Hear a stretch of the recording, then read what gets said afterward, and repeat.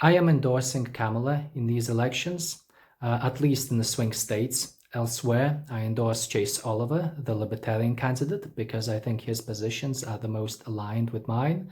But I think that if you're going to be voting for Trump based on the reasons that many of the people who follow me would give for voting for Trump, I don't think you're going to have a very pleasant ride these next 4 years.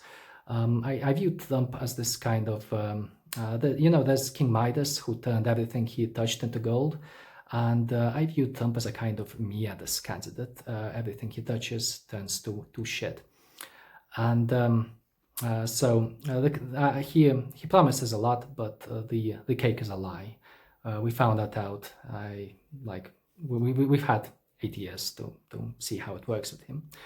I'm not going to give the detailed the counting of in terms of economics, politics, institutions, foreign policy on why I prefer the Democrats.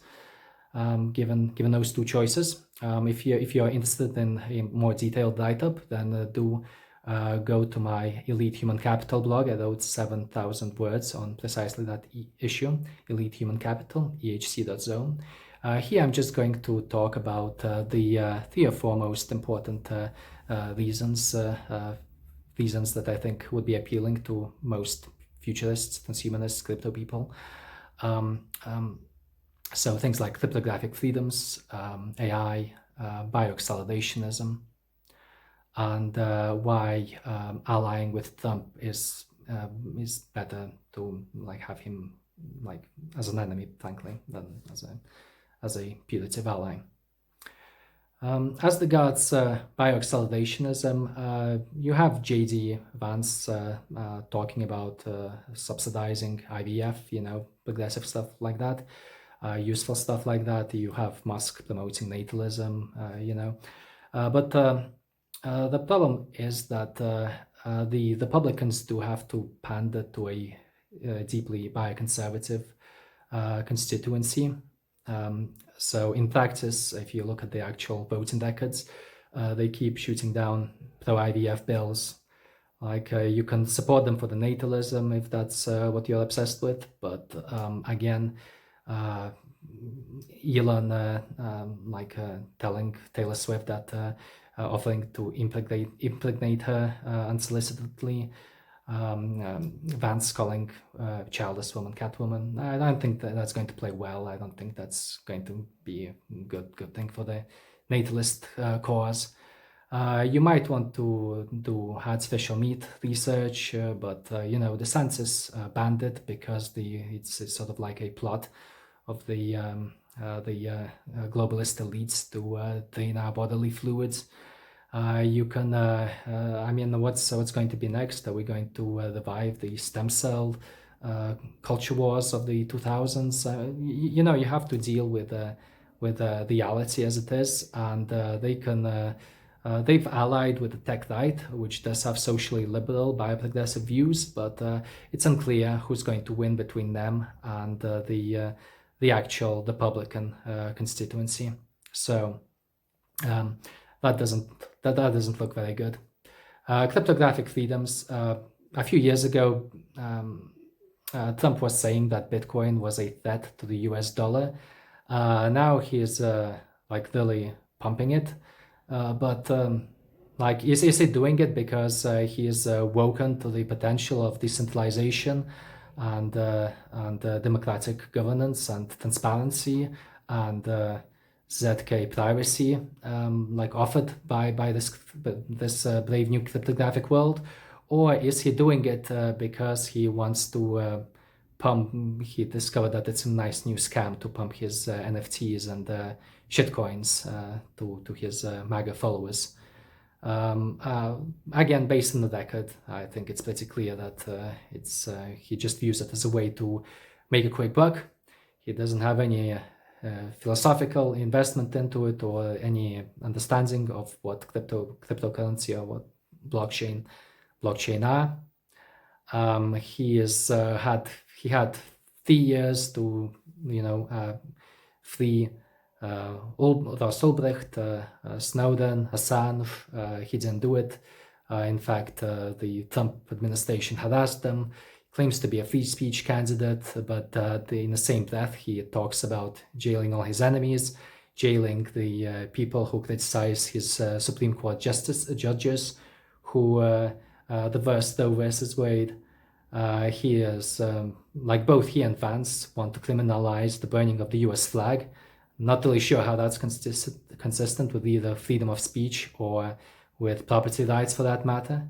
I mean, I'm not saying that the Democrats are pro freedom of speech either. I mean, Waltz is quite clearly like opposes the First Amendment in that he wants to criminalize hate speech, but you know, I'm not going to be gaslighted into thinking that the Republicans are substantially better. The environment is probably going to be better for AI, in fairness, but even that is a two-edged sword.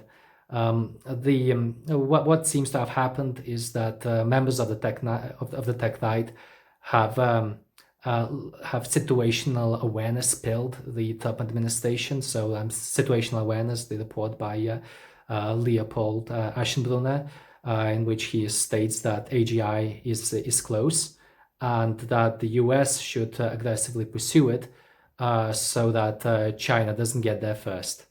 Now, if anything, that alone just by itself strikes me as a excellent reason not to support the Republicans, because you know, I'm kind of neutral in the debate between the safetyists and the effective accelerationists.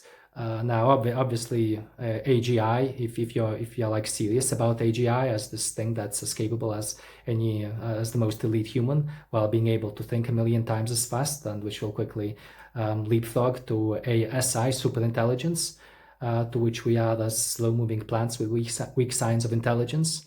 I mean, obviously, that's a concern, and it could turn out very badly. But on the other hand, it's also AGI at least promises a solution to a bunch of other important issues, such as life extension and you know, anything else you get like improving our own intelligence.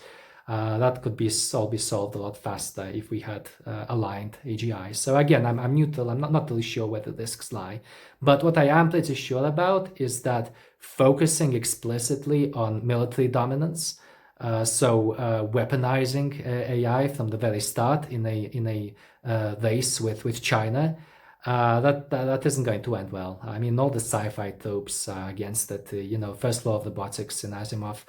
Robot can't hurt a human, and they're just sort of like throwing that away from the very get-go. So that isn't going to end well. So in conclusion, like the transhumanist type futurist related issues that many people cite as a reason for going with Trump, promoting bioaccelerationism.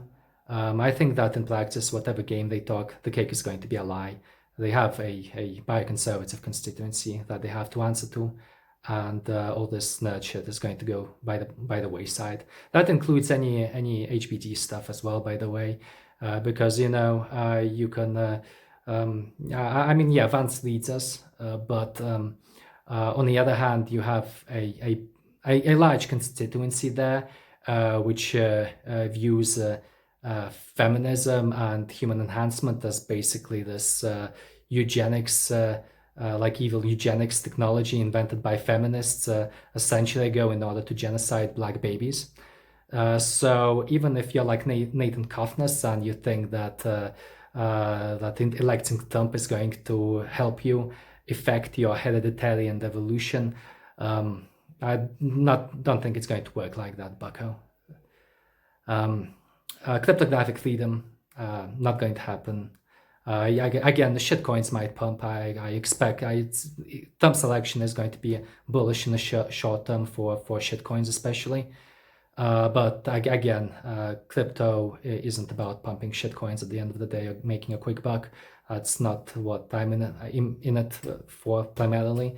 I think most people who are in it, who are really in it at the philosophical level, They want to change the world to just be able to build in peace without politicians unduly interfering with it, either by suppressing it or by utilizing it as a vehicle to pull their own scams. And again, with AI, I think that if anything, that's basically pretty much a singular reason to reject Trumpism. Yeah, in conclusion, I think Dubia, famous philosopher, said, fool me once, shame on you, shame on me. Fool me twice, not getting fooled again." And that's my position on electing Trump, or hopefully not.